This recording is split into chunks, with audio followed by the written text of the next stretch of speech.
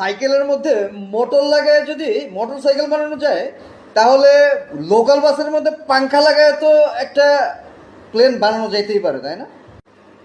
Office শেষ করে ঢাকা থেকে চিটাগাং গিয়ে কিছুক্ষণের কাজ শেষ করে আবার ঢাকায় এসে আবার অফিস করেছি, তাও ভাই প্লেনে উঠি নাই। শুধুমাত্র এটা ভেবে যে যে কোনো সময় প্লেনের পাংখাগুলো খুলে পড়তে পারে। তারই ধারাবাহিকতায় আজকে কক্সবাজারের প্লেনের চাকাটা খোলার মানে আমার জন্য বাস্তবসম্মত হয়ে গেল। আর নিজের কাছে লাকি ফিল হচ্ছিল যে আমি যদি সেই ফ্লাইটে থাকতাম হয়তোবা মানে ঘটনাটা আমার সাথে ঘটতে পারতো। ঠিক আছে, সেই ঘটনায় সবাই সেফ হয়ে গেছে যদিও, কিন্তু এটা বিপদের কারণ হতেই পারতো। হ্যাঁ, ধন্যবাদ পাইলট ভাই, আপনার স্কিলের পরিচয় দিয়েছেন। হ্যাঁ, আমাদের বাংলাদেশের কিন্তু রিক্সা চালক থেকে শুরু করে পাইলট পর্যন্ত সবার স্কিল যে ভালো, এটা কিন্তু স্বীকার করতেই হবে। বিশ্বমানের স্কিল। হ্যাঁ, বাংলাদেশের রিক্সাওয়ালাদের এমন স্কিল যে রিক্সাওয়ালাদেরকে আমরা ইউএসএতে রপ্তানি করতে পারবো, এমন মানের স্কিল।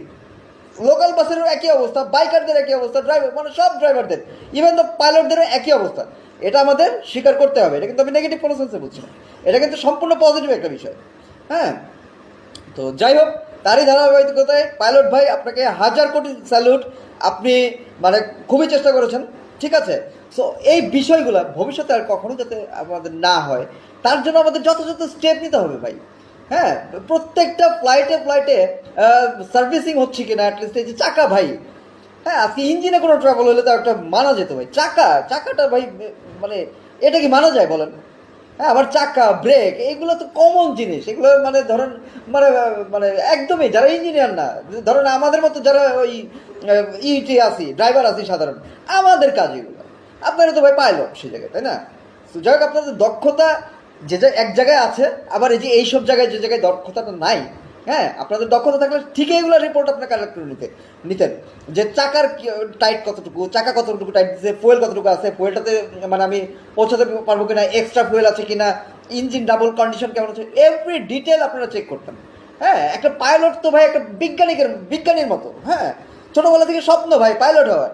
হ্যাঁ, হতে পারিনি ভাই, কিন্তু মানে এখনও তো মানে সেই হতে না পারার দুঃখটা তো এখনও আছে। কী কী করতে হয় অ্যাটলিস্ট আইডিয়াটা তো মানে মানে আমাদের বেসিক আইডিয়ায় কাজ করে। আর আপনারা তো পাইলট হয়ে গেছেন ভাই, কেন রিপোর্টগুলো চেক করেন না?